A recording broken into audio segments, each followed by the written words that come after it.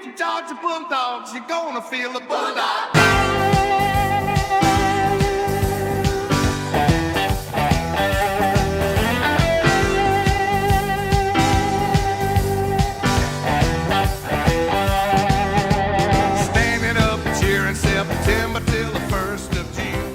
Hello, everybody. Welcome to Row 60, a Georgia football podcast. My name is Clark Gaines. Joining me today, as always, Adam Thornton. Boom! Woo, man. That was a horse boom. That was a horse boom. Had to reach down for that one, Yeah. Clark. I hadn't recovered yet. You know, I still got that pulled muscle here on my side, too, that I got given an old fist pump. I mean, a very enthusiastic fist pump after London Humphreys touchdown catch, man. So, yeah, I'm in rough shape. Yeah, we all so are. give it to you. We're in rough shape. It was a battle. It was a battle indeed. That it was. Georgia wins 44-41. Welcome to episode number 118. Georgia gets the victory in Neyland Stadium, Knoxville, Tennessee. And, man, what a game that was. We're going to talk all about it on this episode. We've got Gameday Atmosphere. We've got the weekly concession stands report, Clark's Fun Facts, offense, defense, special teams breakdowns. We got the new AP poll, and then we're going to talk about last week's game. So a big episode. Let's just dive right into this thing, not waste any time, just get to the point here. Let's do it. Let's do it. A lot to talk about. Yeah. We'll start with our trip. Adam, you and I both love going up to Pigeon Forge, Tennessee. That's where we stay for these games. We'll drive up to Knoxville. Tell the people about our time we had. Yeah, man, a lot of people love to laugh at me when I tell them, like, yeah, one of my favorite places to go on a vacation is Pigeon Forge, Tennessee. I love it. I have traditions up there to go to, especially when you piggyback it with a Georgia game. And, of course, traditionally we piggyback it with going to Knoxville for the Georgia-Tennessee game, but we've done it with the Georgia-Kentucky game and just drove up to Lexington from Pigeon Forge in the past as well. So, yeah, I mean, it was neat because we know this is going to be the last time that Georgia plays in Knoxville, probably until 2029, more than likely. So really soaked this one in. It was a special one, and I enjoyed it, man. As far as what the expectations were that we had for that trip between family time and going to the game, it couldn't have been any better. I mean, it was really a weekend of you just felt just very blessed, thankful, a heavy heart, and just enjoyed every single second we got to spend with family, and then with friends, and just the fellowship we had on Saturday in Knoxville as well. Yeah, it was a lot of fun. We went to Dollywood, actually, on Friday. Yeah. And saw a bunch of Tennessee fans there. Oh, they were all out there, right? Oh, juice, man. Now, ride operators were talking trash to us. On the tilt-a-whirl. On the tilt-a-whirl, yeah. Yeah, one buddy, he shouted at us. He said, hey, what did he say? He said, Tennessee's going to win tomorrow. I said, oh, you think so, man? He goes, I know so. And I said, I heard that, brother. Hey, I heard that. Good. Love it. Oh, yeah, man. I love it. That's good. Yeah. That's good. That's what makes college football special. I've said it before, man. That's what makes it special here in the SEC. It's the passionate fan bases, those who have just almost a delusion about how good their football team is. I've definitely been guilty of that, so definitely not saying that I've never been delusional about Georgia football before in my life, because I have several different times, but a lot of them were Friday. And heck, you know, man, it was a 4-quarter game that they played against Georgia for the first time in years. Yeah. In years. So absolutely, you got to tip your hat to them on that then, Clark. But, yeah, they were excited. It was a fun time at Dollywood. Love that theme park, man, and just love that whole area. Pretty weather and everything. There's something about going up there and just staying in the cabin, and that's what we did. We also had a live call-in show for anybody who missed that. That was a lot of fun.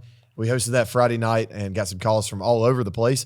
It was a last-minute thing, so if you didn't catch it, don't worry. There's going to be more this season, and we'll probably have one in 2 weeks. Yeah, man. A lot of big games coming up. Every win, every game gets bigger, right? So this one was a fun one, man, in the sense of we just set it up on the road in the cabin and didn't really plan on having it until a couple days before. Yeah. So being able to do that and talk to everybody and on the comments and the ones who were able to call in and for that little time period there was fun.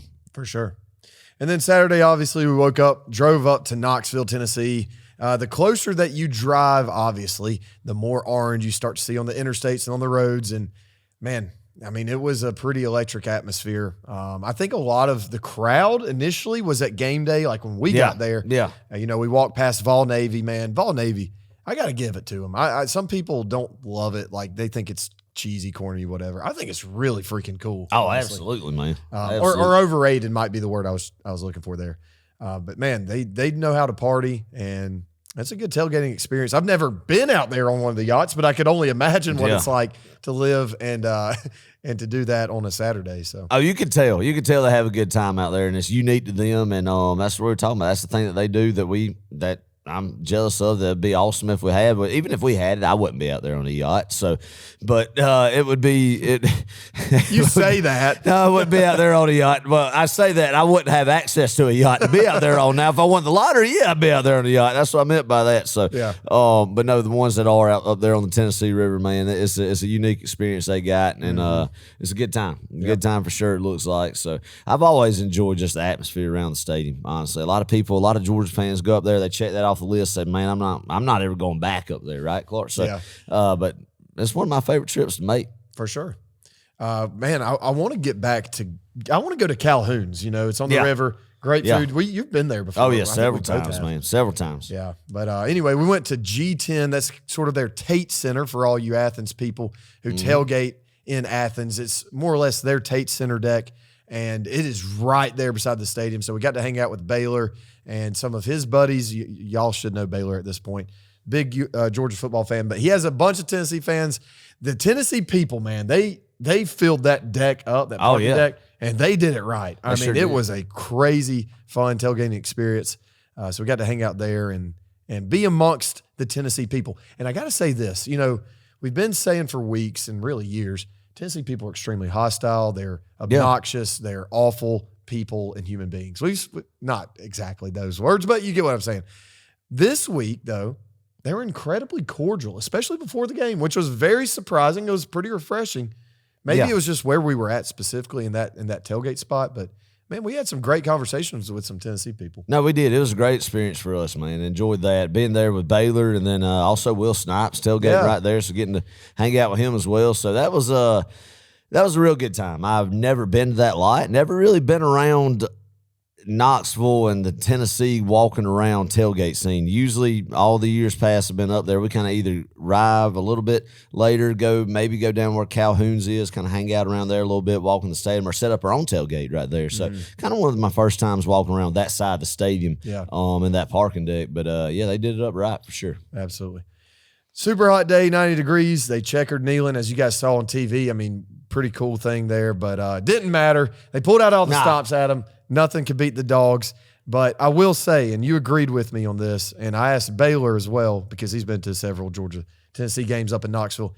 I asked you guys in the middle of the game, I said, have y'all ever seen this few Georgia fans in Neyland before? Yeah. And we all said no. Like, this is the fewest amount we've ever seen. Definitely was, because you look up in the upper deck right there, and right under the scoreboard in Neyland, usually from one corner of the press box to about the other corner of the scoreboard, the first little top half of the upper deck there is covered in red and black. That's a staple. Every time I've been to Neyland about every time they played this millennium.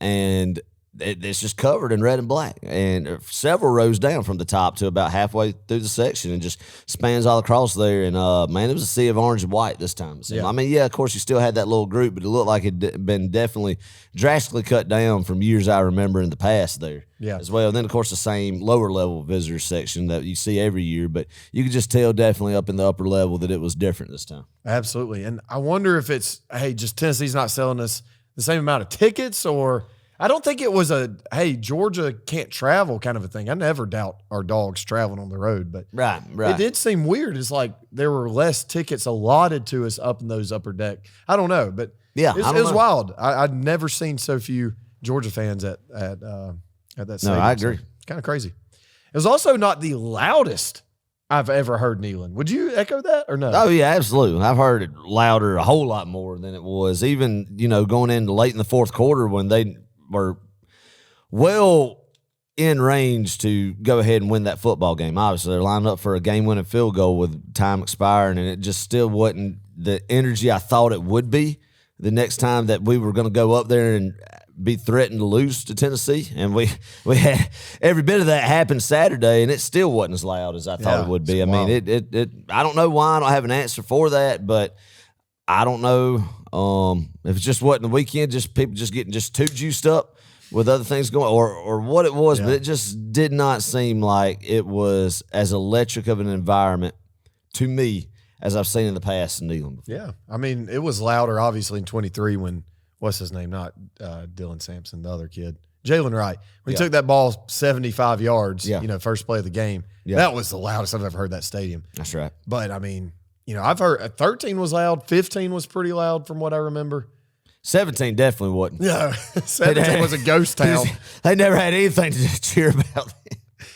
They checkered Neyland in 17, and that was a buzz. Look, they've always either checkered Neyland or bring out the smoky grays, the black uniforms. I mean, whatever gimmick they could do when Georgia comes to town to try to swing the momentum back on their side, they've tried to do, and it just hadn't worked. It hadn't worked in 9 years now. Yeah.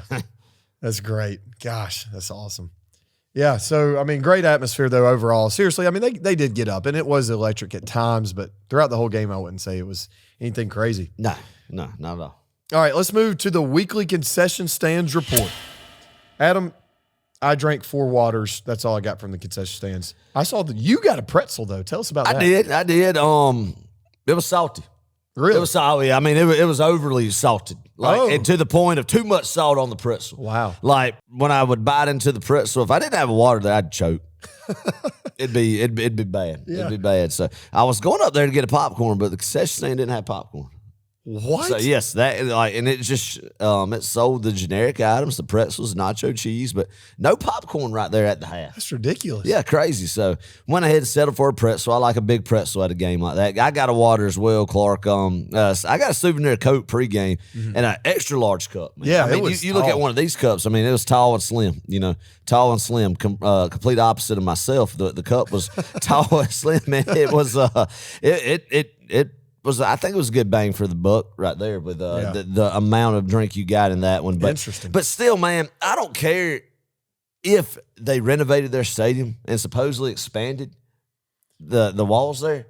It was still a madhouse, man. I mean, it is truly unbelievable. It's 2025, and we're like cattle at a feedlot. Yeah. We're like some steers at a feedlot going through there of just all jam-packed.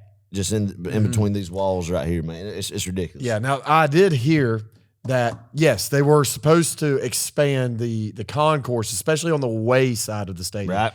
But they did do that on the home side. So I think that's kind of phase 1. Phase 2 is coming to the way. Well, they need to hurry up and do it. Yeah, it's it's awful. ridiculous. All the Georgia fans were complaining about it, and I mean, had every right to. I mean, you couldn't get from point A to point B. It's like you were stuck in I-85 with some road work going on or something, and you couldn't. It was incredible. Definitely the worst experience as far as trying to go to the bathroom, go to the concession stand, go meet up with somebody in a different section or something, especially at halftime, pregame, everything. It just how that stadium's designed. I know it's historic, but it's not efficient at all. Not at all. It just really just makes you impatient. Yeah. Awful. Now, there was something interesting you said when you were walking back to your seat. I said, Adam, you got a soft pretzel? And you said, yes.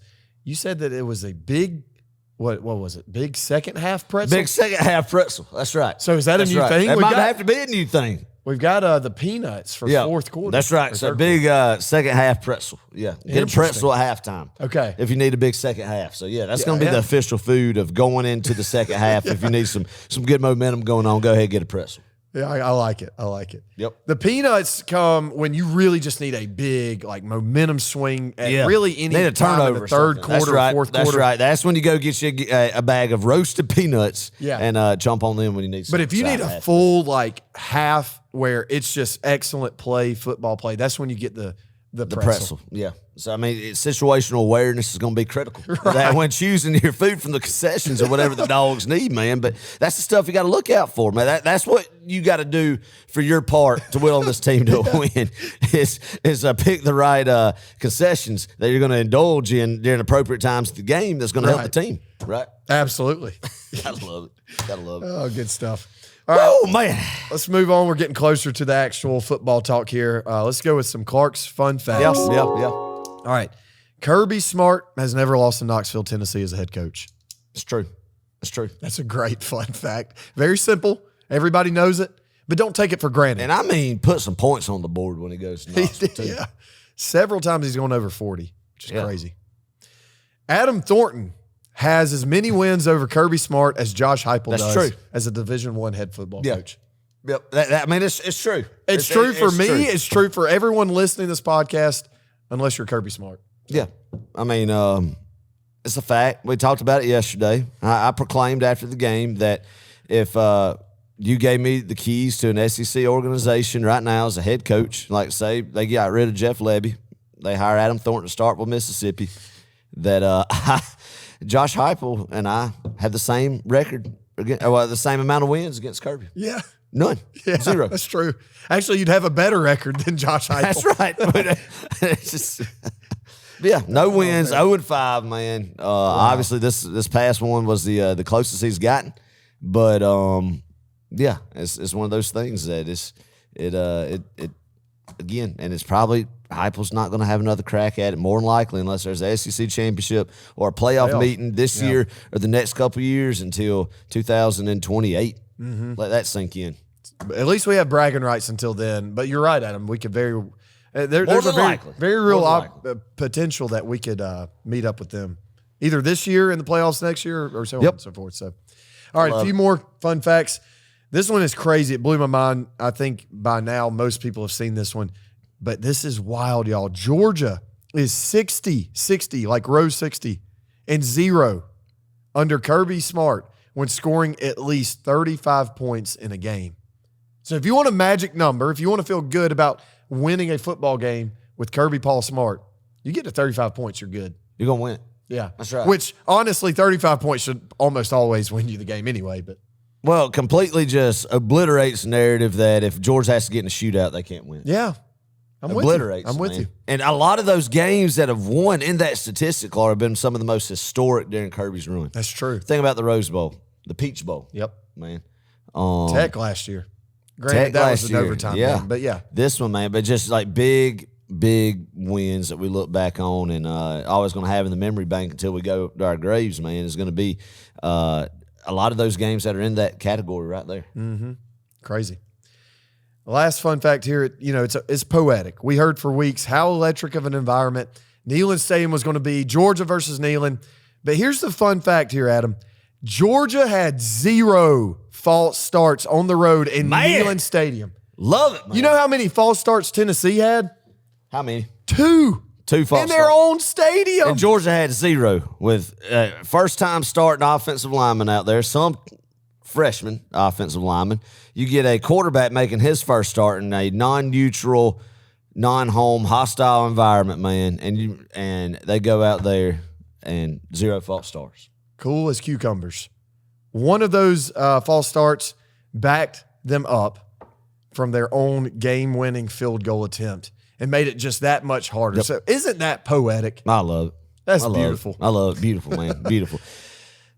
When we start talking about the gameplay, that's some of the stuff I thought about on the ride down the mountain this morning, Clark. It was amazing just to see some of these young guys getting thrown to the fire, Clark, thrown to the fire, and being able to come out on top of the win like they did was just unreal, and just what you could build off of from here. No, it wasn't our best football, but what you can build off from here, the confidence that's going to inject in this football team, man, and how it's going to just make them closer. And there's been many years we've talked about Georgia football teams. Well, we haven't been tested yet.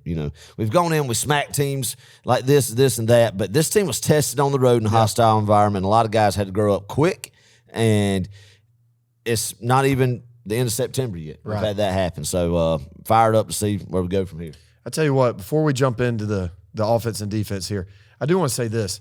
This game, the more I think about it too, it reminds me an awful lot of 2017 going up to Notre Dame. You got at that time we had a freshman quarterback in Jake Fromm making his first career start on the road.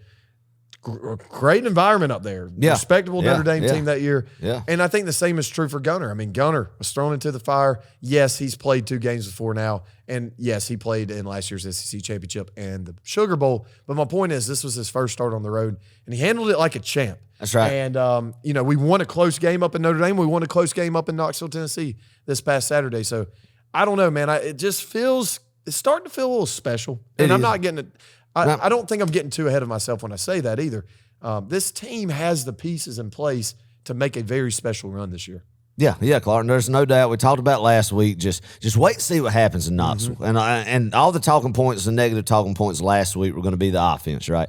And the offensive line and Gunner Stockton. Can he win a game and all this stuff? And we're going to get more of this talk. And now, of course, there's a lot of fans who don't want to focus on positive. It doesn't matter. Even when Georgia wins the national championship, it's just people. There's some people in this world who enjoy what makes them feel good is being negative all the time and complaining about something. Yeah. I mean, it's just is what it is in any sports, whatever else in life, and that's sad. I hate that. But a lot now is going to be on the defense and the secondary, right? We're going to get to have that narrative of everything instead of just enjoying a hard-fought win like this. And, yes, there's stuff you got to clean up. There's stuff that needs to be cleaned and that will be addressed. All the stuff I saw Saturday that was a negative, there's an easy solution, I feel like, that could be achieved by the time middle of the season, end of the season, man, when it rolls around. You know what? There's no chronic problems here. Exactly. That's what I'm trying to say. There's no like leadership or no fire, passion, energy. Like this team's got those things. They've got the intangibles. Now it's just a matter of cleaning up and tweaking some things. And that's guys, listen, that's not a Georgia problem. That's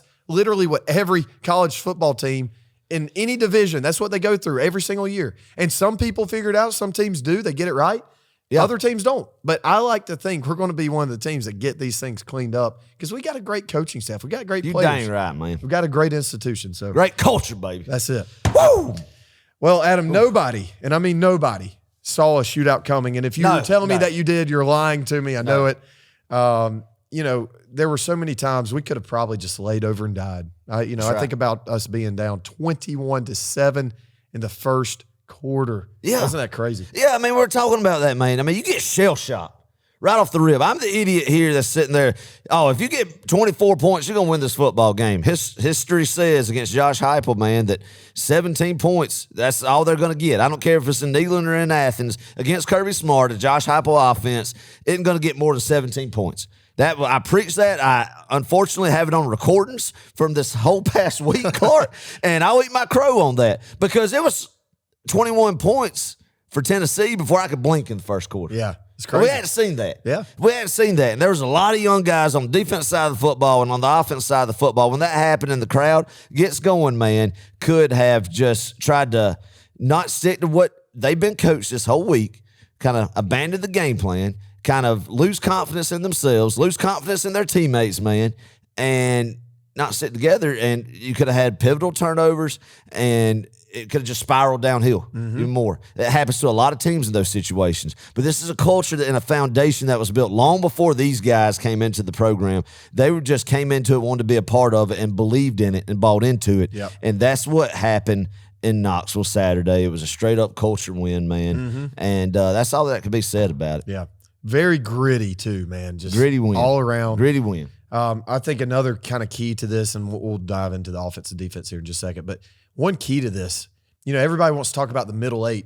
Last year's Notre Dame game especially. I mean, we got obliterated in the middle 8 minutes of the game, that game, right? I think we won it very handedly this past Saturday in Neyland.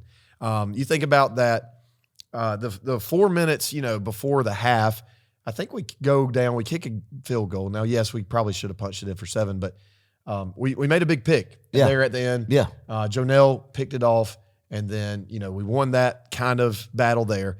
And then coming out of the half, and we're going to save this because this needs to be talked about in just a minute when we go to offense. But that 4 minutes right out of the half, running the ball down their throats and imposing their will, that was a statement. Yes, and I think that this whole game was a statement that, guys, we're not to be truffled with at the University of Georgia. I know we've had some struggles a couple of years here, like ever since our national championship run, things have looked a little shaky here and there, but we're the same old Georgia team that we have been and we can be. So, middle 8 was great. And then last thing right quick, we didn't really play that clean of a game in terms of penalties. We had 5. Yeah.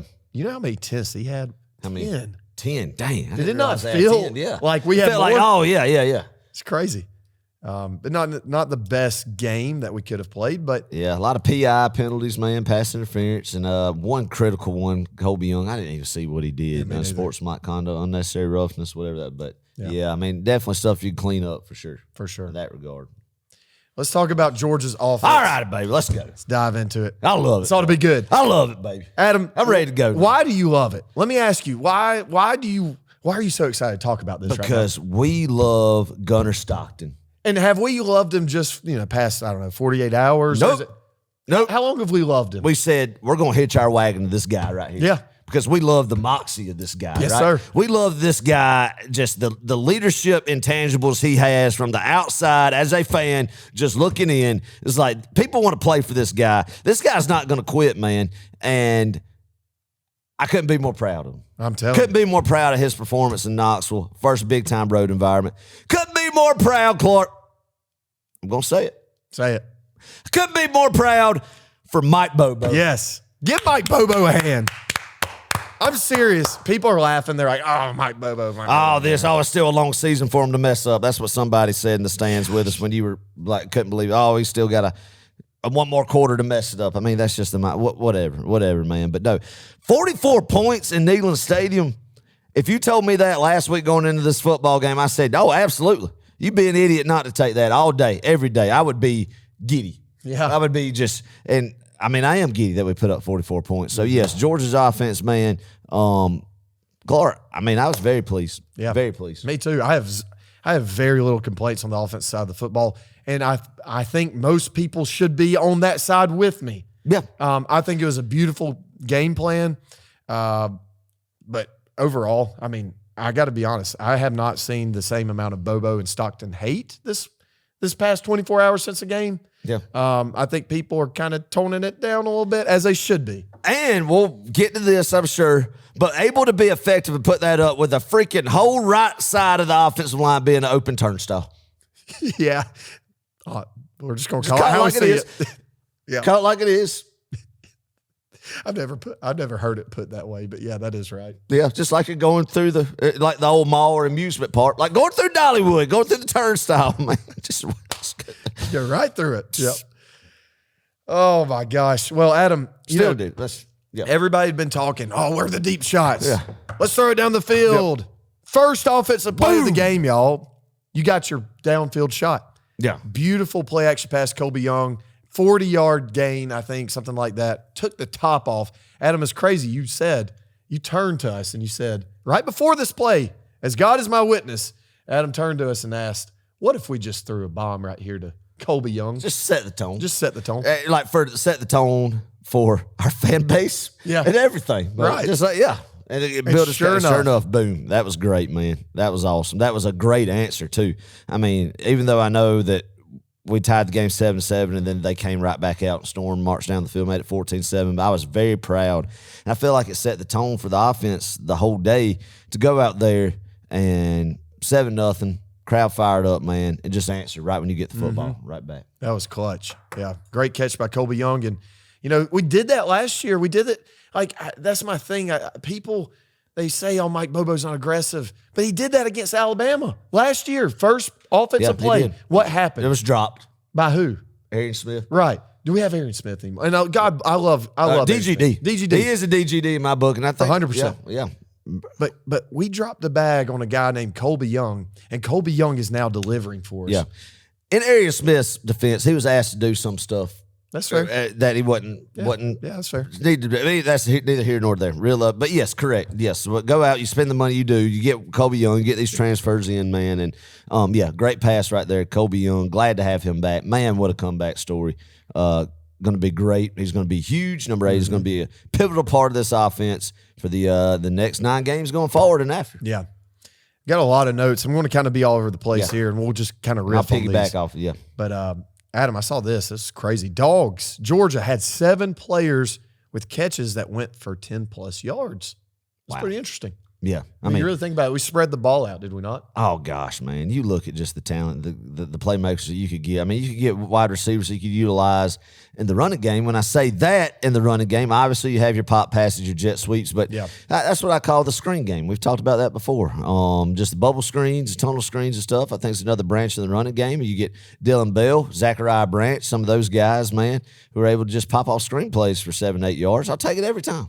Every time. Perimeter blocking still good on a lot of those screen plays as well, man. And Zachariah Branch, unreal. Unreal. Yep. Just a great addition, man. I mean, you could look and see what really was the catalyst of this offense to get to 44 points was the guys that went and got this offseason, getting Colbie Young back on the wide receiver spot. I mean, really all the add in London Humphreys as well, who, of course, wasn't this summer a transfer, but the summer of 24 transfer. So him coming in, man, and just Dylan Bell, I feel like, is now at a role that you could put him at and give him just I think the right amount of touches that a player like him needs per game, man. Right. And I just think it's just a good mix of what you could do with these guys. Yeah, absolutely. I'll tell you what, Adam, I asked the people on Instagram what the play of the game was, all right? Yeah. And there were only a few people that got it right. This was the first person to get it right. His name's Ashley Griffin. I told him I'd shout him out on the podcast. There we go. Ashley, good job. There we go. Good on you for getting this right. The play of the game, Adam, critical 4th and 3 situation. We're down 21-7. Tennessee has all the momentum in the world right now. Into the first quarter, right? We go for it on 4th and 3. Now, what's interesting is right before that play, you turned to a guy, a Tennessee fan right behind us, and you said, we're not going for it. What we're going to do, we're going to take the delay of game. We're going to go do a hard count, try to get them to jump off sides, that sort of thing. And that's honestly what we've always done. That's where we were at that field position that you could afford, obviously, take that delay of game penalty, give your punter some more real estate to pin them back, right? We're not. Kirby doesn't do that, right? Yeah, right. That especially down 14, right? Exactly. We're midfield there. And that early in the game, yeah. Exactly, midfield, and everybody and their brother thought that's what was going to happen. And sure enough, the guy behind us, a Tennessee fan, he said, "Are you sure? Are y'all sure about that?" Yeah. So yeah. I say it all the time. We've seen it. We promise. Because he asked what we're going to do right here. Y'all really going to go for it. I didn't just volunteer that information to just a random volunteer. guy. Yeah, you just get that that. So, but anyway, so sure enough, the ball was snapped, and I'm thinking, "Oh crap! Here we go." Yeah. You just kind of clench your butt cheeks in those moments. You do. There's no Pivotal, Clark. Pivotal. Gunner takes the snap and releases the ball and gets it in the hands of our playmaker. Zachariah Branch on a slant route. That only he could catch. That only he could catch, man. 4th and 3. And I'm going to tell you something. This doesn't seem that significant, but if you don't have that, think about it. We punt the ball. We give it into their hands again. They're likely to go up 28-7. That's an entirely different ballgame. But instead what happens, we get the ball in his hands, we sustain the drive, we keep it alive, and we march down the field. And then a couple plays later, once the second quarter starts, we get it back in Zachariah Branch's hands on a screen. On a screen, yes. And it was well blocked, and it was a 36-yard touchdown, something like that. Yeah. Boom. That play right there, that 4th and 3 play was humongous. 100%, Clark. I agree. I haven't heard that specific play talked about enough because everything in the second half is overshadowing it. The London Humphreys 4th down, obviously, and of course that was an amazing play. But that play right there, I mean, Tennessee, if you don't convert that 4th and 3, they get the ball back. Great field position. Probably going to go ahead and take a shot. And we saw how that played out with the success they had pushing the ball downfield on long explosive attempts, man. And then, they definitely could have marched and make it 28-7. Then you're down 3 touchdowns and really get nervous at that point in time. So, pivotal, man. And to go in there and do that. Number one, Zachariah Branch. What a game. What a weapon to have. Definitely needs more touches. Will be getting more touches as the season progresses. Just worth every penny that has been spent getting him from Los Angeles to Athens. 100%. Yeah. Right quick, I want to talk about, there's so much I want to talk about. First drive of the second half. Let's talk about that. Was that not amazing? Best drive I've seen Georgia football had. Most exciting drive for me in 2 years. I'm with you. 100%. Tell us why. Because it was imposing your will. Knowing we were going to run the football and being able to just see holes open up in between tackles, Clark, and backs just shoot through them. Or getting the ball outside, man. I mean, one great play call was kind of faking it, going, I guess, a dive to one side of the field, and then just a quick pitch back to the opposite side with Nate Frazier letting him hit the corner for a big gain right there, man. And just enjoyed seeing Georgia just pound the football the way down the field. Oh, yeah. And really try to wear on that Tennessee defensive front, right? Yeah. So I enjoyed that drive. Obviously, the next 2 drives, if you want to start making some critiques on that, I understand if for those who just have to have some Bobo hate. Yeah. If you want to critique that, You just have to do it. There you go. Yeah, there you go. I was honestly fine with trying to run the ball the next drive after that one when we got it back, and then attempt to pass on third down when we weren't able to run the football there. I mean, yes, I know you can't go into a shell and go conservative like that, and that's where people wanting to place that at, Clark, because we were going conservative there, just trying not to lose the game, and we should have just put our foot on their throat. But honestly, the way we ran the football that first drive out of the second half. How could you not try it again? But to give Tennessee credit, they bowed up and they stopped it. Now, the next drive, probably after what we did in the first down, that next drive, I probably would have tried to maybe even try to take a shot, push it downfield, because when you had guys like Noah Thomas and Colbie Young and they had two backup cornerbacks out there, we drew some pass interferences as well. Yeah. Trying to do it. So probably would have, in my opinion, playing a Sunday morning quarterback here, that I would have wanted to try to open it up a little bit, maybe not run the ball 2 times, and then you're in a third and long situation, then going to throw the football. Right. Probably would have came out a little bit different that other drive, but still, nonetheless, coming out of coming in the second half. 14 plays, 7 minutes, 41 seconds off the clock, 75-yard drive, and it ended up in a touchdown. I mean, God, you can't hardly ask for better. And that was 5.2 yards per rush on that drive. Man. When you can run the ball for on average, 5 yards a play in a drive, you're going to eventually get to the end zone. Yeah, we never saw that one time last year out of this offensive line, Clark, and this running back room. So seeing that was great. Yes, I know a lot of people still are not sold, and a lot of people are focusing on offensive line play. And I mentioned it earlier, definitely on the right side of the line, and of course there were some times on just the O-line in general. But I'm still going to say it's just a banged up group right now too, Clark. Yeah. And I think if you get some key pieces back, and I think there was one that in particular that found a home late in the second half on that line. Potentially. I know who you're referring to. Potentially. We'll see. Oh, we'll see. You think? Wait. Are we talking about the same person? I'm talking about Bo Hewlett. Right yeah. Oh, yes. Okay. What are you talking about? We're talking about Ernest. Oh, no, Ernest, mate. Let me say something about Ernest real quick. Tell me. Let me say something about Ernest real quick right now.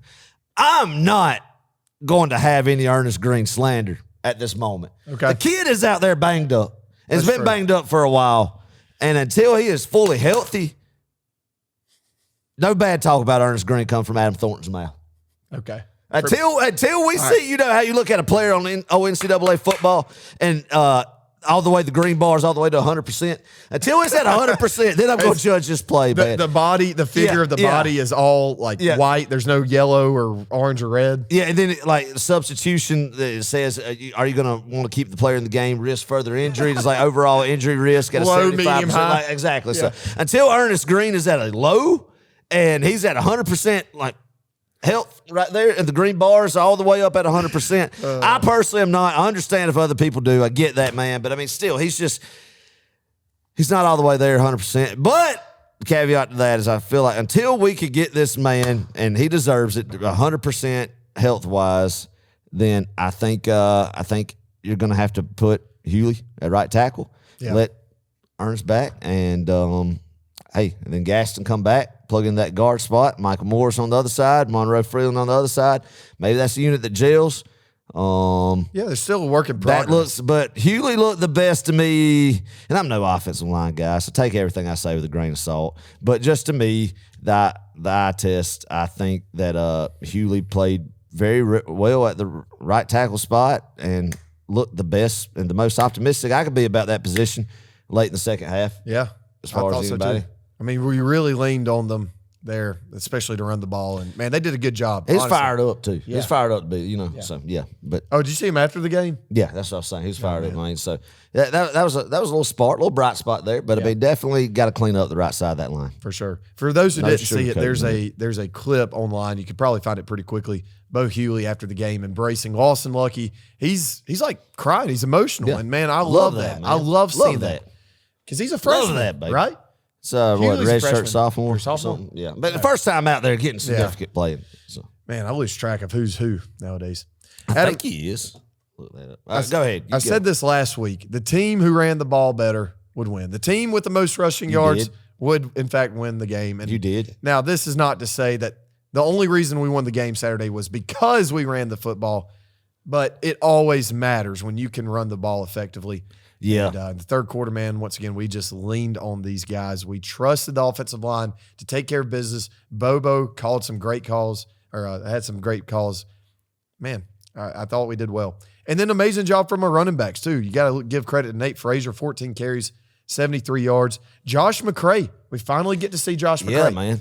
Really, Good on him. really tough yardage, man. And one thing I liked and noticed, we had Ethan Barbour out this game. Obviously, I think he's out for the season with his injury last week against Austin Peay. But Josh McCray came in and filled in as sort of that same position. If you notice, Kind of that H-back. H-back, yep. He kind of sometimes lined up as a fullback. We ran a fullback dive with Josh McCray. Yeah, an offset eye. I noticed that play, and I didn't really get to note from the stands as well, but going back, replay, man, that was a nice little fullback dive out of the offset eye formation. I love like, that. That was good. I was like, man, this is old school. Yeah. And it's really not that old school. It's, maybe 10 years ago we were still I hadn't seen that in a long time. Yeah, it's that refreshing. was a nice little wrinkle. People want to say, Bobo needs to get creative. That was creative. that Open was- your eyes. And yes, it wasn't a 50-yard gain, y'all, but it got the first down. Yeah, no, it was good to see McCray out there, man. I don't know where he was the first two games. I don't know where it came from, some of the stuff that he'd been dealing with off the field that might led to kind of some stuff in camp that was like, I don't know how much he'll contribute or not, but him coming out there, man, and being plugged into a position, Clark, that we heard all summer, and when he came in that we're going to use him as. He had 10 rushing touchdowns at Illinois last year in the red zone, man, and being able to use him as a red zone back and get those tough yards, and that's what he did. What? He had 2? Yeah, 2. Yeah, and the game winner, right? Game winner, yeah. Which, did you watch the replay on that how risky that was? Oh, I know. Sticking that He ball reached out to there. the house. Oh, my God. Yeah, that was a little But they risky. got it done. We got it done.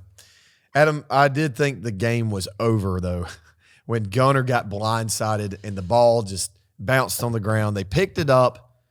That was rough. Monroe Freeling, we'll just call it how he saw it, got whipped on that play. But I do think, in Monroe's defense there, Gunner's got to step up in the pocket. He's got to feel that a little bit more. And that comes with time, right? That comes with trusting your guys, your offensive line. That will come. I don't have doubts that will eventually come together for Gunner in the offensive line, where he'll be able to step up and make those throws. But honestly, Gunner did deliver some big throws down the middle this week. You really go back and look. He ripped it at a time. There was one throw he made to Scovey White across the middle. Oh, yeah. I was like, golly, he's got a cannon. Where's the one he just stepped up and just got depleted?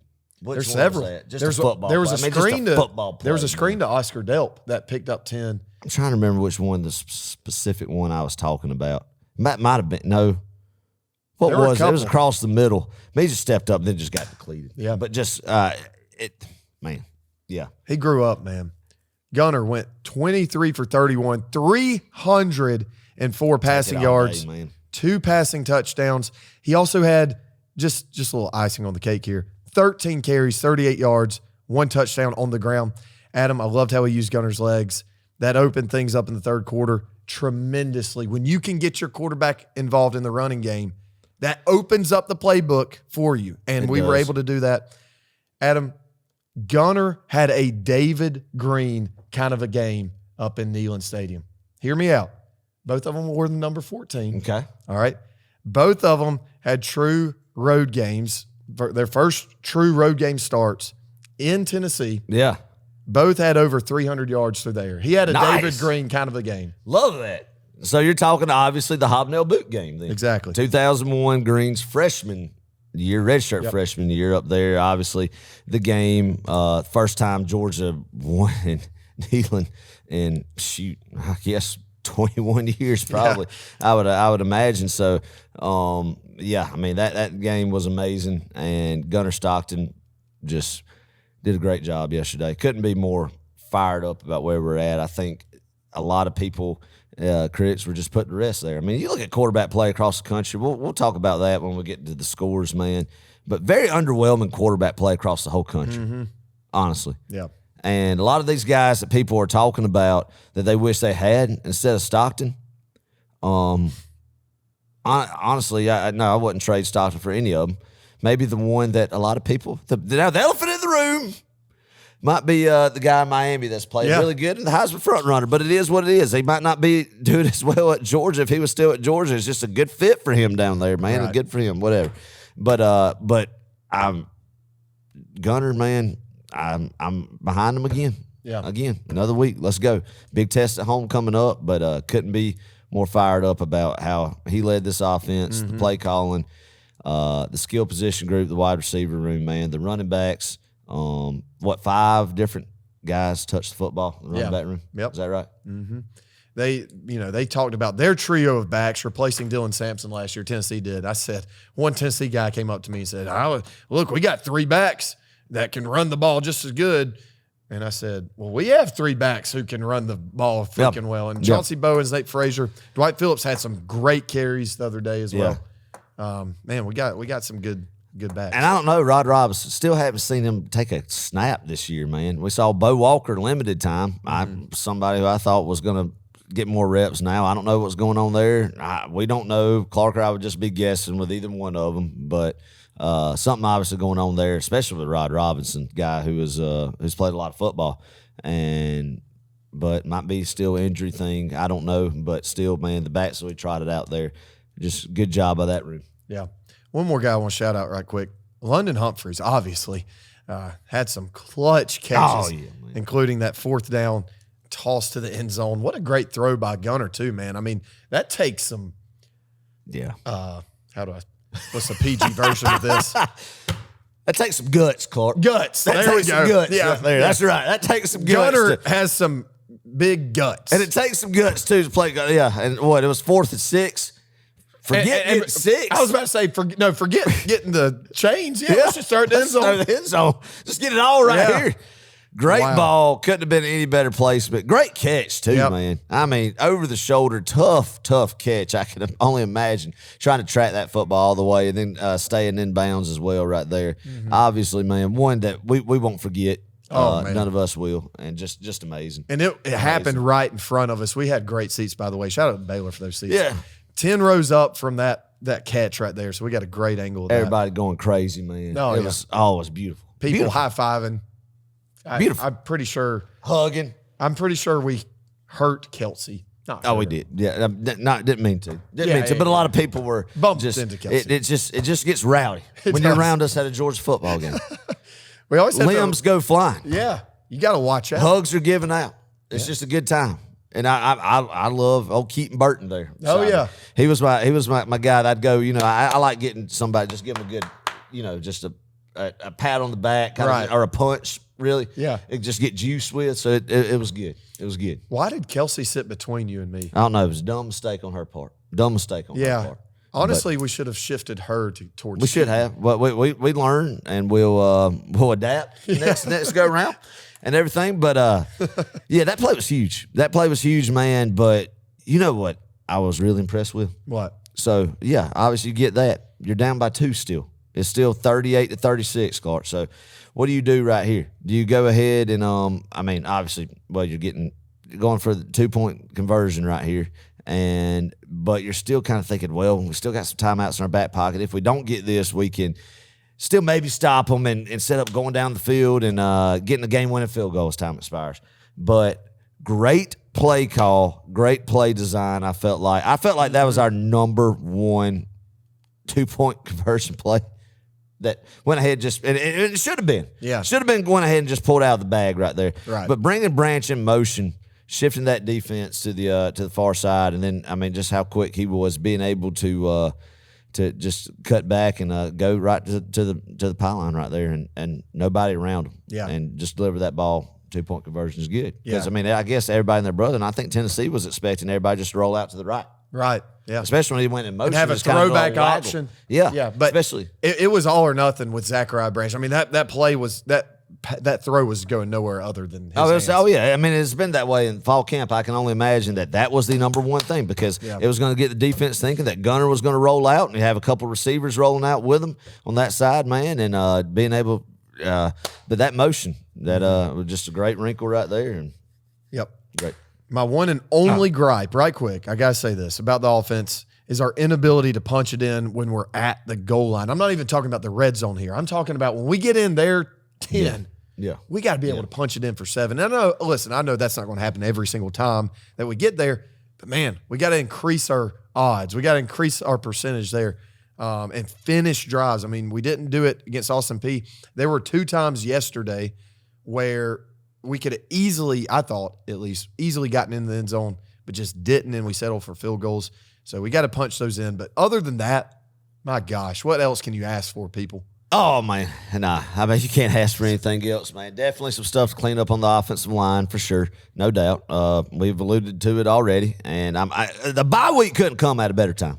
We always say An early season bye. Now, and I love it when the season opens in August because every time the season opens in August, you get 2 bye weeks. Right. So really enjoying this bye week right before Alabama and continue to get some guys healthy, get some more reps for these guys, kind of find the right group there on the offensive line. But definitely got to get that cleaned up. And it's something I do think can get cleaned up. And when it gels and it clicks, look out. Yep. That's all I got to say. If this offensive line clicks, Clark, watch out. I love it. It's going to be good. And pass pro and run, man, it's there. It's there. It's there. And people are probably screaming at me like this, but I think the guys are there that can do it, that they can gel and it can click if they stay healthy, man, get the right group. Yeah, I like it. All right, let's go to the other side of the football. Georgia's defense. All right. Crazy. Crazy. 41 points. I would not have expected that. You didn't expect it. None of us expected that. Absolutely wild. First drive of the game, Adam, you got to give your credit to Josh Heupel. He does it every single time we play him. He goes up and he scores points. Yeah. Before we do. Yeah. He's probably, he's sitting there in his office watching film on June 18th. Yeah. Like, if we run this, and gets Kirby, I already go ahead planning the script of what's going to happen. And he's really good at his script and marching down the field, man, and catching Georgia's defense off balance. And he's 5 for 5 in scoring before Georgia does to open up the football game. Yeah. And all 5 games he's coached against Kirby Smart, Tennessee has scored first. So hang the banner. Hang the banner, baby. Hang the banner. No, the best I saw, where's that at? I don't even know. The national champion. That right there. That pennant right there. Yeah. Right there. If you not on YouTube, there's a pennant that has Georgia national championship years, and this one isn't up to date. It was after the 21 one. We need to add 22 to it. But anyway, there was one like that said Tennessee, and it said fans stayed until the 4th quarter against Georgia. Yes, 2025. Oh, that's great. Yes. No, that was good. Wow. That was good. I love that. Anyway, though, but no, Heupel's a good offensive mind, man. He has been, and against the rest of the SEC has been very effective at moving the football and winning games with his offensive style, Clark. And he, of course, put up 41 this time, and I got to eat my crow about that because I said there was no way they were going to run 7 or get more than 17. But what I was right about, and I'll stick to it, that they're not running the ball in this Georgia defense. They didn't. They sure did. They didn't do that. And I think the defense settled down, Clark, when we realized they're not going to run the ball, so you don't have to respect play action. Right. Yeah, that's true.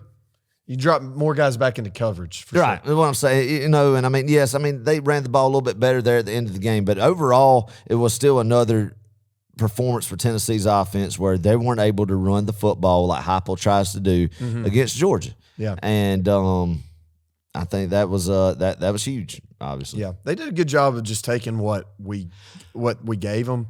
You got No, you keep going out, and I'll get back to my point. Well, I was just saying, we were out of position that first drive for sure. I mean, we had guys kind of all over the place, and that's typically what tends to happen when you have a good script and you know exactly what you want to run against them. And before they can make adjustments, right? Before this Georgia defense can make adjustments, give Heupel credit. He did a good job. He had a great game plan. Yeah. No, I was just going to say, give Joey Aguilar credit that he's a quarterback, I think, that fits Heupel's system good for these intermediate routes that Heupel is able to scheme open, that he hits them. Yeah. He hits the easy passes right there, man. As you should, but they didn't last year. Nico sure wasn't hitting it wasn't a surefire just thing that Nico was going to just easy soft zone coverage, wide receiver sits down on a curl, that bam, Nico's just going to put it right in the breadbasket, right? So as a Tennessee fan, you got to be fired up about that, right? Mm-hmm. That's fair. But, yeah, I mean, Adam, look, Tennessee, if you look at this game, if you look at the box score, if you look at the stat line for Joey Aguilar, you're thinking, golly, he lit it up against Georgia. Mm-hmm. Now, no doubt about it. He had some good throws to some wide open receivers. He had a few moon balls as Moon balls.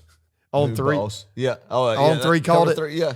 He had a few moon balls. They were moon balls, man. 50 yards downfield that just soared in the air. Oh, it was so frustrating. We all they were like, so frustrating. We all looked at him like this, just whoa, just with like a a rainbow. stopwatch. Yeah, with a stop. Or It's like a punt. A sundial right there trying to, when's it coming down? Yeah. And of course, and of course they catch the ball, man. Of course they find a way to get the ball I in their sound hands. like a fan making excuses. There's a whole lot less points on the board if our TPs could find a football and not trip up and fall down. Yeah. I'm telling you. There's two plays. Listen, two busted coverages, and this game isn't close. Now, listen, this is the same thing that Tennessee fans are saying about their corners and, we had these guys out and injuries. Listen, that's just part of the game. Busted plays like that, explosive plays, luck, it's part of the game just as much as injury is. So don't let these Tennessee fans tell you, we just had our guys banged up. We'll be healthy. We're going to get y'all later. Hey, look, We would have won that game had we had so-and-so. well, if their two cornerbacks are, they're going to say that. We can just say our whole right side of the offensive line was banged up. Yeah. I just don't. That's a terrible argument. And you know what? We won, so it doesn't really matter. But, the two plays, man, golly. Ellis Robinson, he got beat inside for sure. It was a great route by Brazel. He beat him inside, got downfield really, really quick. He had no help from the safety there. I don't know what we were doing there defensively, but it was a one-on-one matchup, and Brazel won it.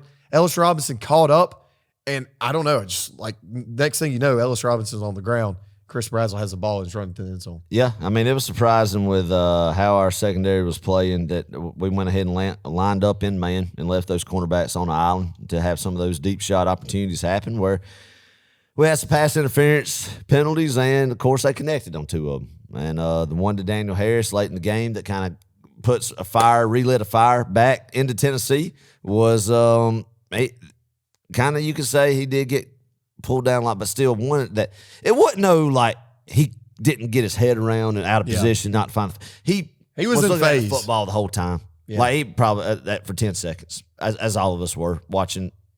Like you said, Clark, essentially a punt come down. Yeah. I mean, it's like they were both standing there just waiting for the football. Right. Come I could have almost went, honestly, the amount of time it took that ball to land in the hands of Chris Brazel, I could have walked down casually, hopped over the fence, and just caught it myself. That's how long it took for that ball to get to Chris Brazel. And it still ended up in his hands. Lost it in the sun, man. Yeah. But, I mean, yeah, you're right. Daniel Harris was in phase. He was sitting there right with him. It just didn't finish it. It was one of those Ryan Williams things last year with And I erupted. Julian Humphrey. Huh? I came unglued. Oh, yeah, you did. I came unglued. That was the time in the game that I came unglued the most, I believe. Yeah. Because we were, once again, that Right happened in our end zone, right there, right in front of us. And we both were just like, whoa. We're preparing for an interception. And, of course, it's a freaking touchdown. It swings all the momentum. Man, that's just crazy. 371 passing yards, Adam. Yeah. Hey, look, I'll say this too, Clark. One thing to critique Heupel on, and everybody loves to critique offensive coaches on play calling, right? And play Sunday morning quarterback. They could have put a death knell in Georgia. It's 35-30. You just get the ball off a big turnover. You've been picking on Georgia's secondary in the sense of drawing pass interference calls, getting these shots connecting downfield. You run the ball 3 straight times, and you have to line up for a field goal. Yes, this was right after Gunner fumbled. Yes, and they're up 35-30. They 35-30. Go up 42-30. Go up, 12 points right there. Get the ball in Georgia territory, right in midfield, right? Right. And But hats off to our defense. You can say it's play calling, whatever, but they were running the ball pretty good at that point in the game. This defense, our defense, they bowed their necks, and they got it done. They forced a 3 and out, forced a really long field goal. Thankfully, that was the one he made, not the one later. Yeah.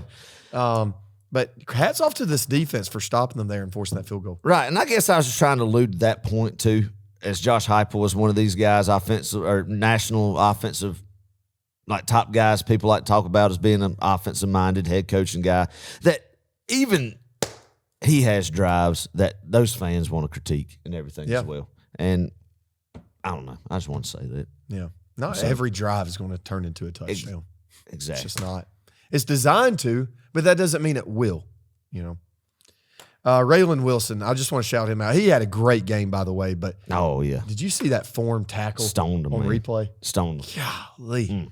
What a game from him. He had 9 tackles, 2 solo. CJ Allen had a big game with 11 tackles. Kyron Jones, he had to play a lot in that sort of star position. They kind of moved him all over their place. I think he also played just some true safety there. KJ, big game. I mean, we could go down the list. Interception there. Jonell Aguero, interception, man. Listen, to me, Jonell was the player of the game. All right. Now, he didn't put up the best stats. If you go look at it, I think he had something like 4 tackles. He had 1 interception, which was great.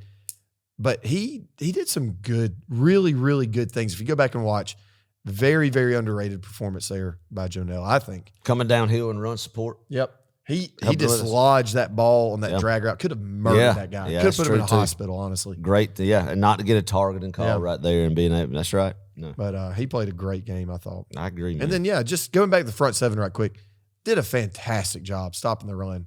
Now, I don't think we got a good pass rush at all. No, we didn't. We only got 1 sack, I believe. Did we get one? Yeah, we got 1 sack. 1 sack. 2 tackles for loss, 4 pass deflections. Yeah, I mean, you just got to tip your hat to Tennessee's tackles and tight ends. Yeah, in that department, man. I mean, I think it wasn't that we didn't.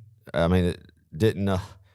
Send some guys and try to rush the quarterback. Obviously, we just it didn't get home. And I mean, I think a lot of people have been thinking the past couple of years that pass rush hadn't been up to par where our expectations are as the average fan, right? But I'm still big on the guys that we got at edge, and a lot of them are still making their first couple starts of their career.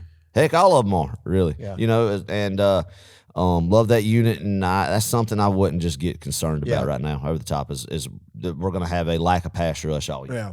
And to be fair, Tennessee's an offense. They get the ball so quickly out of their hands. True. It's hard to get home. Great point. There were a couple times we were right there at him. There was one point Jonell Aguero was about to blindside him. It was actually that pass to Brazel. Yeah. That first one that Ellis Robinson fell down. That's right. Literally within like a second from just demolishing him. That would have been a strip sack for sure. But, don't get too worked up about the whole no sacks thing or 1 sack thing. I think you're right, Adam. That's a good point.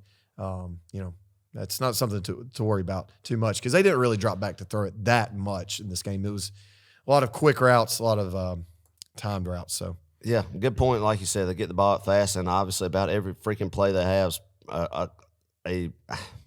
I think a half-hearted play action type deal that they have that kind of makes you have to freeze for a quick second at that linebacker spot, right? So, overall, Clark, defensively, I'm not hitting the panic button. No. Just like we said with the offense last week. I'm not hitting with the panic button. I think it was, like you said, a play here, play there that we shot ourselves the foot in that led to explosive plays. 14 points definitely just right off the bat, and even others you could talk about that extended drives and everything. But definitely secondary is going to be challenged against a Alabama team who is kind of coming in their own. I know it's not been the best competition, but quarterback that looks good and a very talented wide receiving room. Yeah. We're going to get to that game. Going to be a good test, and it's going to be where this DB room is going to have 2 weeks of hearing about how they performed in Knoxville. And a lot of talented guys in there. I still believe in Daniel Harris, still believe in Ellis Robinson, man. Of course, you got Dalen Everett there, who's going to be good. And then, of course, the guys in the back end and the safety positions as well. And I think it's going to be a good spot for them to be motivated, well coached these past couple of weeks to come in with a chip on their shoulder against a very talented Alabama wide receiver room and a talented quarterback they got over there. Yep. Who's playing some good ball right now. Absolutely. Going to Tallahassee. So love it. Let's do it. Win is a win, though, for sure. Last unit we want to talk about, Georgia's special teams. Love some London Humphreys. His effort on punt team, Adam, almost got a recovery there. Yeah. Because he was just flying downfield, getting there. I mean, that's impressive if you can beat your long snapper, because your long snappers typically, sometimes, it's your first guy down there. But London Humphreys, man, a lot of effort on punt team. Dadgummit. Wish we could have got that recovered. Yeah, London Humphreys, man, great game by him. Kirby was talking about in his press conference just how much he really likes him. He's just a nice kid, just a good kid. And I love hearing that, man, of just a well-rounded kid like that, good head on his shoulders, and going home state.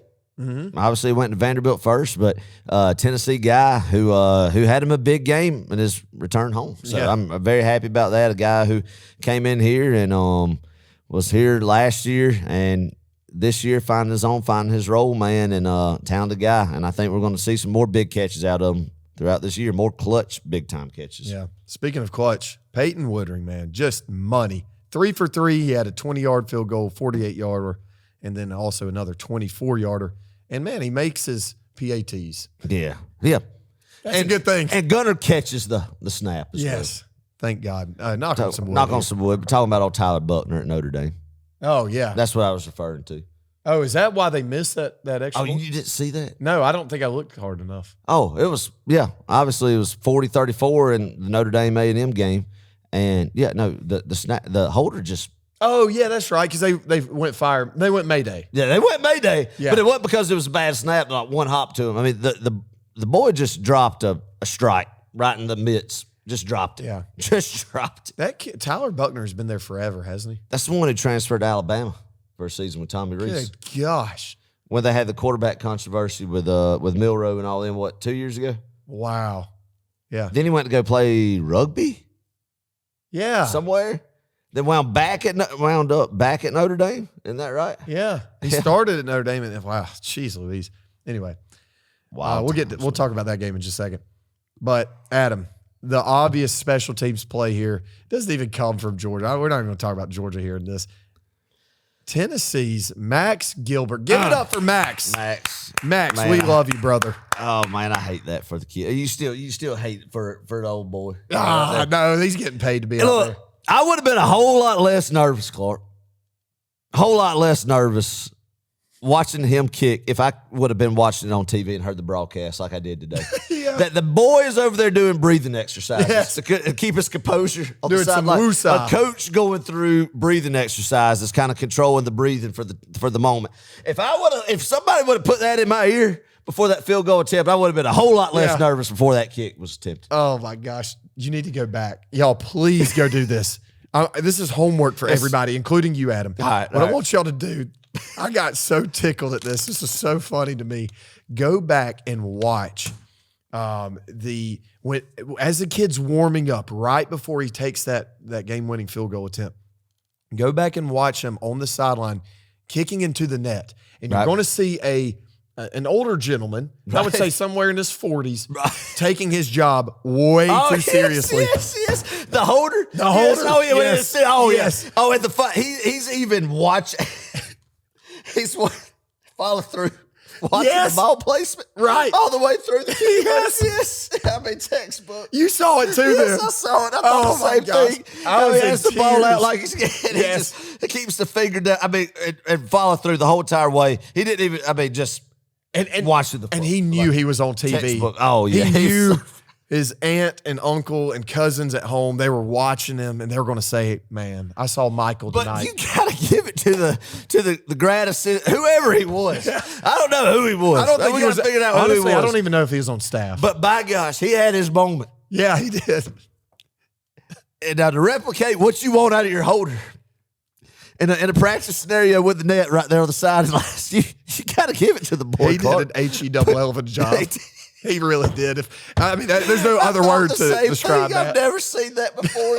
Because most of them just have the old standard just T, right? Yes. So, or either the putter or the long, or the putter there's usually the holder, right? And some teams, of course, some of the quarterback, start backup quarterback. But this guy, I saw, he had the ball like he was getting the snap, right, and coming down, not just putting it down, but like getting the snap, replicating that, and then laces out everything. And follow through, looking, like he did not look to see the ball go into the net. I mean, he was dialed in on his marker. That's what got me is the head didn't come up when the foot made contact. When the ball was when the foot struck the ball, he didn't. I still kept it.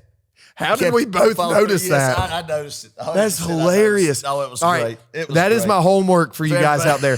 Go back and watch that, what we're talking about, right before he takes a field goal attempt. Just go back and watch the manager or whoever that guy is. Whoever it was, he did his job. By He gosh. did. He It wasn't his fault. He prepared Max Gilbert the best he could in his position, what he was asked to do by that Tennessee staff. So you cannot put it on that boy. He was ready. He was ready. And you could tell just like after he popped up after the, He was the knee, juiced, he man. was so ready He was for gonna him say, to you make remember that game winning kick against Georgia?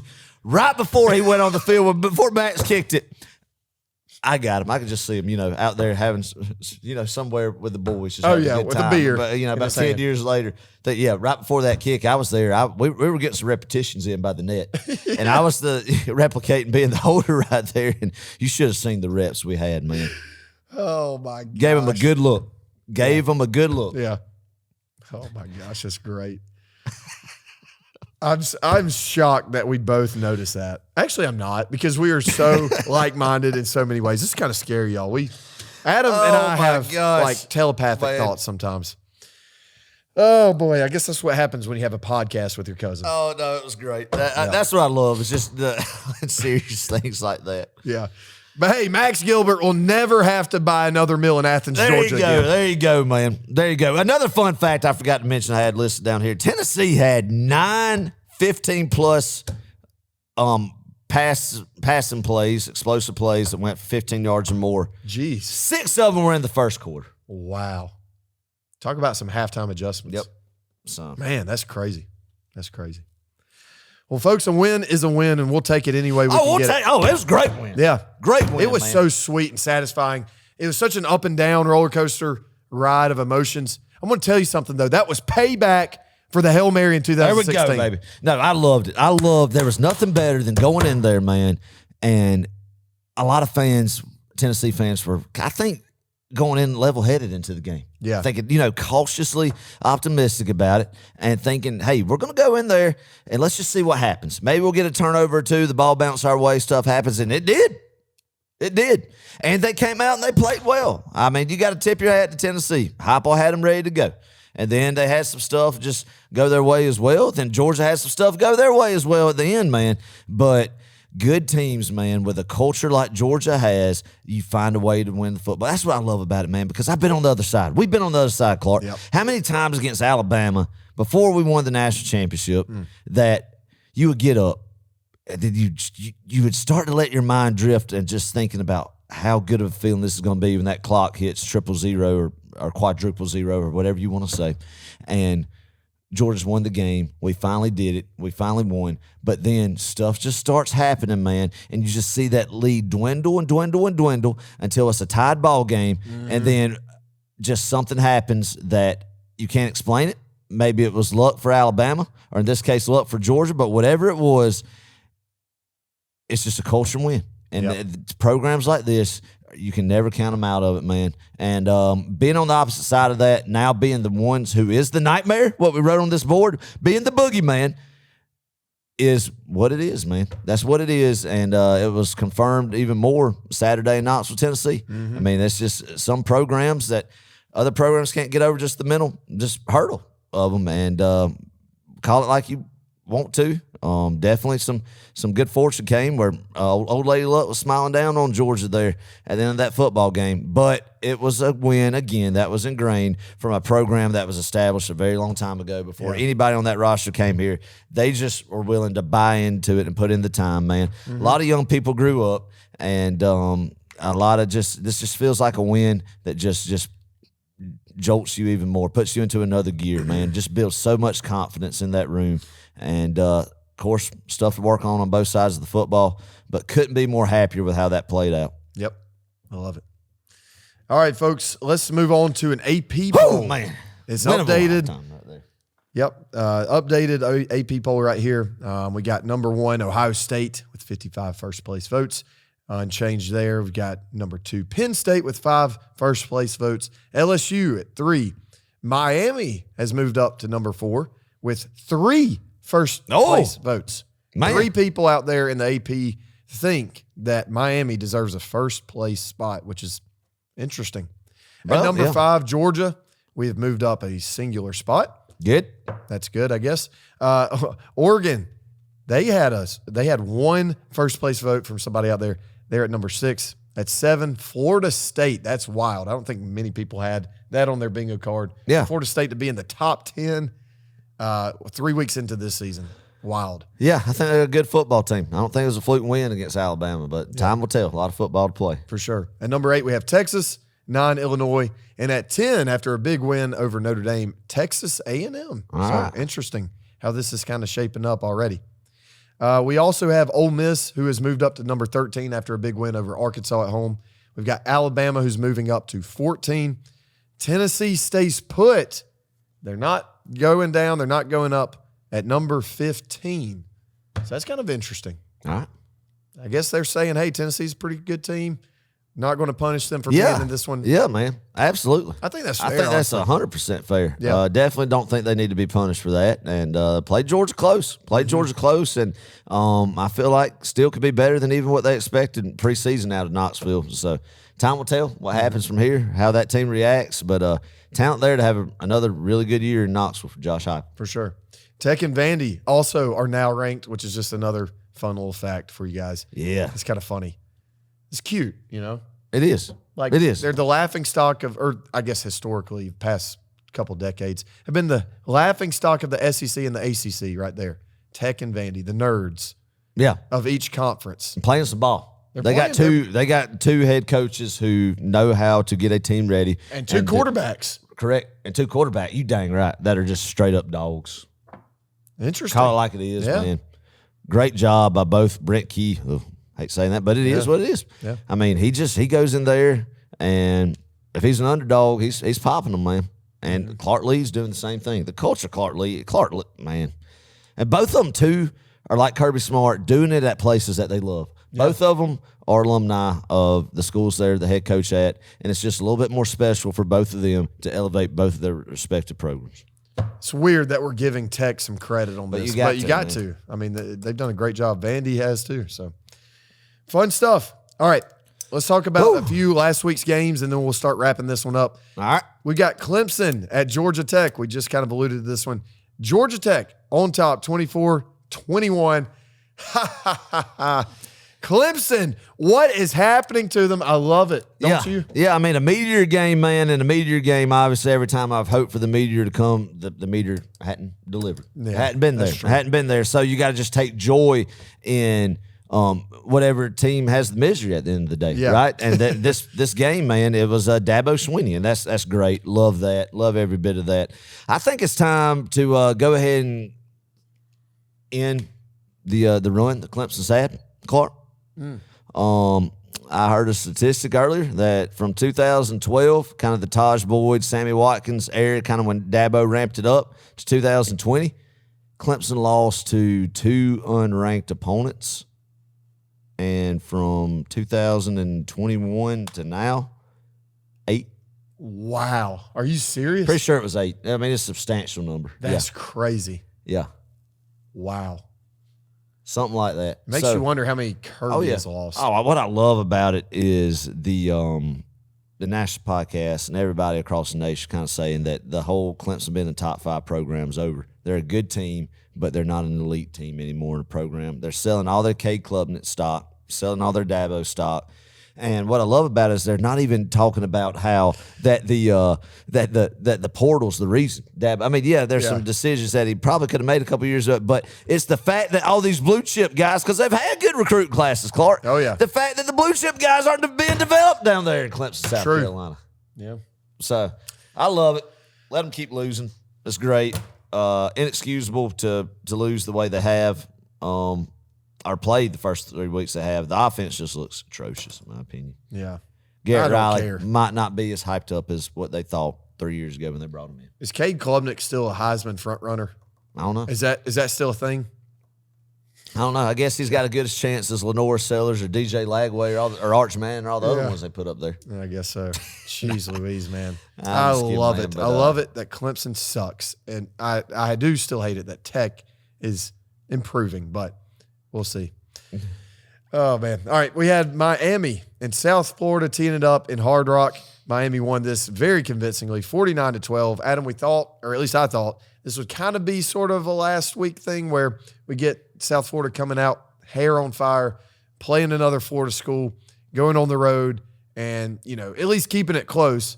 But, man, this got out of the hand. I really didn't see much of this game. I know Carson had a few deep shots and, really opened this game Really? up. Yeah, I saw zero of it. But I can just tell you about that storyline, too. South Florida, great 2 wins to open up the year. Very hard against Florida, going to the Swamp, an emotional win on a Saturday night like they did, to have to get back, refocus, get over the hangover of that, and then go back against another big dog in the state and travel a little ways down south to Miami and play a very talented Miami football team. I mean, if somebody wants to say Miami has had the most impressive resume the first few weeks of the season, they should be ranked number 1. I mean, I couldn't just pick it apart and argue with them. Yeah. I mean, they have a win, top 10 win over Notre Dame, and then whatever South Florida was ranked, top 20 win over South Florida, and handled their business like they should against their nobody in between them. And I guess, I mean, if you're looking like who's probably the most impressive quarterback in America right now, is Carson Beck, man. Mm-hmm. And, I mean, he's on track right now. Very dang well Could he win the Heisman? Very well could win the Heisman Trophy, be the number 1 draft pick this year.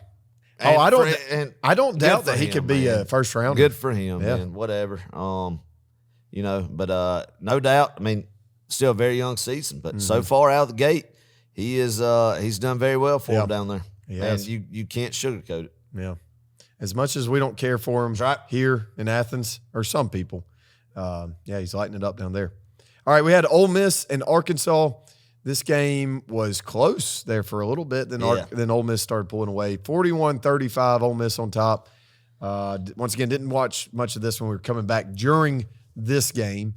Good on Ole Miss, I guess. Yeah, good on Ole Miss, Clark. I mean, I guess I really wanted, of course, Sam Pittman to win this football game. And just didn't turn out that way. But Ole Miss now with 2 SEC wins. Going to get them a little bit later in October. See just how that team continues to trend with some of the games they got coming up. But 2 close SEC wins for Ole Miss. But a game that is usually going back and forth in this traditional series matchup then. But Lane's kind of got the upper hand over Sam the past few years. So, I hate it. Wish the Pitt boss could have pulled that one out. Mm-hmm. We had Texas A&M at Notre Dame. Fun matchup. Really good ending to this one, I thought. It was entertaining, at least. A&M wins 41-40. And, just a thrilling play there at the very end. If you didn't see it, it's pretty cool. But, Marcel Reeves, Marcel Reed, Reed. Why did I say Reeves? It doesn't matter. Great game-winning pass right there. Did you see there was a holding on that call or on that play? There was a big-time holding. Was there? Oh, yeah. Oh, I didn't see that. Dang. Yeah. Like, it probably should have been overturned. Yeah, great game, man. Great game, late night Saturday to watch. And Texas A&M under Mike Elko, big win that they really didn't get under Jimbo Fisher a lot in some of these primetime games. Jimbo beat Alabama that time in College Station in 22. Yeah. But outside of that, you really didn't see some of these marquee matchups that A&M was in, kind of these pivotal games that were going to define where their season trajectory were going and getting away with the W. But going to Notre Dame and doing that, Notre Dame drops 0-2. I'd say they're probably out of the playoff race. Yeah, they go run the table and be 10-2 and probably and being Notre Dame get some consideration to sneak in the playoff there. But from what I've seen from Notre Dame, it doesn't seem like you could just have much faith in them running the table, even with a weaker schedule and reeling off 10 straight. But who knows, man? But good college football game there. Yeah, good, I want to say big win for A&M. I want to say I saw a graphic where Notre Dame's preseason chances to make it to the playoff were 36%, and now they're like 5%. So crazy. All right, Vanderbilt at South Carolina. Oh my gosh, Adam! I think I convinced you last week as we were talking about this one to pick. Just go ahead, just do it. Just and pick it Vanderbilt. paid off. Yeah, paid off. Yeah. Vandy 31, South Carolina 7. Wow. I mean, this was a beatdown in Willie B too. Yeah. Again, Clark Lee, amazing job. Diego Pavier, both of them. Just they're here to just. This isn't going to be the last big SEC underdog situation they go into, and they come out with a win. Really? I can tell you that. Who else do you think they get? Oh, man, who else is on the schedule? I think look up Vanderbilt's schedule. I'll tell you right now. But, I mean, I can just tell you now, there's a couple more they're going to deliver. Do they go to Tennessee this year, I wonder? Or they Yes, play they go in... to Tennessee. 100% they go Really? to Tennessee. Wow. But all right, we got at Alabama. You think that's a possibility? yeah, I mean, they beat them last year. Yeah, why not? I mean, we'll see where Alabama's at after they play us, man. And that stuff's kind of coming together again in Tuscaloosa there. Hey, Vandy LSU, look out. Yes. Vandy Yes. hosts LSU. Yes. An LSU offense that has not really looked impressive. And then that Clemson win is looking less and less impressive as Right. the time goes on. Now, the defense looks good, one of the best they've had in a while down there in Baton Rouge, but time will tell with them. But, I mean, Missouri, yeah. At home in Nashville, yeah. Texas, At Texas. Texas is really dang good on defense. And if lights come on offense, we'll see. Auburn, yeah. Kentucky, yeah. At Tennessee. Yeah. In Knoxville. Yeah. Interesting. Yeah. So I think you're right, Adam. I think between LSU, Alabama, and Tennessee, they might get one of them. they might. What if they got all three? What if we're at the end of this year, we're talking about Vandy being in Atlanta for the SEC championship? Oh, man. That would be. Don't count them out, I guess. Nah, but man, just a great job again with that program. Billy Napier, Clark, do you think he's going to make it to Jacksonville? Well, Real quick. you asked this last year, and we were convinced that he wasn't going to make it to Jacksonville. Man, I'd love it if he did. He's staring 1-5 right down the barrel. Yeah. He's staring going into Jacksonville with just one win against Long Island under his belt. Going into the first weekend of November. I want to say bless their hearts, but I don't feel bad for them. No, but I mean, do you think they still just let him coach out the rest of the year? I mean, do you think he'll be in Jacksonville? I don't know if it'll even matter. No, I think they are so dejected and so just infuriated and frustrated and just like they've got so many questions about, and it's really not even the talent. Like they've got good talent down there. I think Lagway's a good quarterback, and he threw 5 picks in that Florida LSU game. That might sound crazy. He's not a great quarterback, or he is a great quarterback. But I really do think they've got players. It's just they've got a serious culture issue down there. I don't know what it is. I'm not talking about like off the field stuff necessarily. I'm just talking about chemistry. Yeah. I love it. Yeah. Love it. As somebody who grew up in the late 90s, early 2000s, and on into about 2010 or so, watching this Florida team just be very elite and some miserable times in Jacksonville. I can't eat up enough of Florida being this way. Same. And the program, I hope it just stays in the dumps. Me too. And so, I definitely think they'll move on from Billy for sure, 100%. And I don't know if he'll be in Jacksonville or not, but I want to see what they do against Miami this upcoming week, Clark. That's going. Wait, we get Florida Miami this we week? get Florida Miami this week. That's where game day's going. Oh, so to see how they answer, where they're at, where Miami's at, if they just lay down and just get the dog walked on them, or if they kind of have some heart and a little pride about them, will be interested to see. Yeah. I think you'll tell a lot about Florida the rest of the way during this tough slate they got right now. They're right in the middle of, so that'll be a fun one to watch this week for sure. Well, folks, it's been a great episode. It's been a long one here. We hope you've enjoyed it, and if you have enjoyed it, please leave us a review on Spotify or Apple Podcasts. It helps us grow this Georgia football community. If you're watching on YouTube, make sure to subscribe so you're not going to miss another video. And we are looking forward to a much-needed bye week this week. Be on the lookout. May have another episode out on Wednesday or Thursday, just potentially there. Don't hold me to that, but we do want to pump one out if we can. So be on the lookout for that. But other than that, Adam, I want you to wrap this thing up. Go Dogs. Oh, man. God. I had to pinch myself today. Just thinking about what happened, man. As a fan, that's the way you dream of going into a opponent stadium and winning a football game. Ripping their hearts out, man. I know there's negatives people are wanting to focus on tonight. I say don't focus on them and just enjoy the moment. Enjoy it, because there was a time, 9 in a row, there was a time for Georgia fans who don't remember this, that Tennessee beat Georgia 9 times in a row in the 90s. Since 2000, this rivalry has changed. Since Jim Donning's last year, when the last time the goalposts were torn down in Athens, Georgia, this rivalry has shifted this millennium, man. Ever since 2000, Georgia is 20-6. 20-6 against Tennessee. Wow. Georgia has 14 out of the last 16. I think out of the 6 wins Tennessee had, Philip Fulmer had 3 of them. And since Philip Fulmer was kind of either let go, retired, or whatever happened there in 2008, Tennessee's only beat Georgia in 09 and 15 and 16 3 times. So another rival right there that the pendulum has swung. You got to give Mark Richt his credit as well as that, but also Kirby coming in and then just put the dagger 9 in a row. Yes. A lot of Georgia fans out there never thought that they would see 9 in a row against Tennessee. Unfortunately, we can't bring out the second thumb and run out of fingers next year. Cooper Mays. Kevin Mays. Kevin Mays, he won't be able to count the next time we play.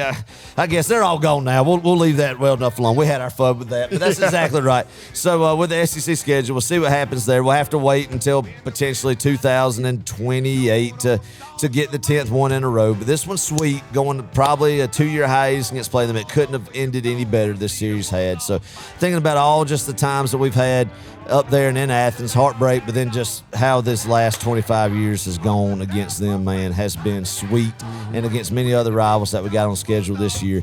Big win. I think it's a big win for our team. A lot of guys have grown up, get some guys healthy, man, and the game coming up next week, Clark. I'm sorry, I keep rambling. We got a lot of time to talk about it, but I can't describe just how huge it is just from the standpoint of our fan base. Finally getting Alabama at home. Yep. All these losses we've had in the Kirby area at Alabama, one thing none of those losses had in common.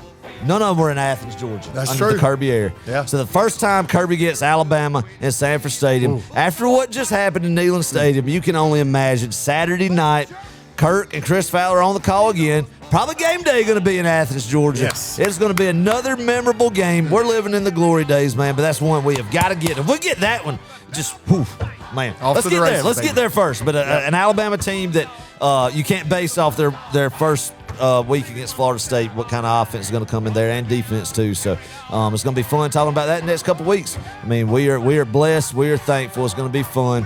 We love y'all. Y'all stay careful out there. It's great to be a Georgia Bulldog. How about them dogs, baby? Go Dogs!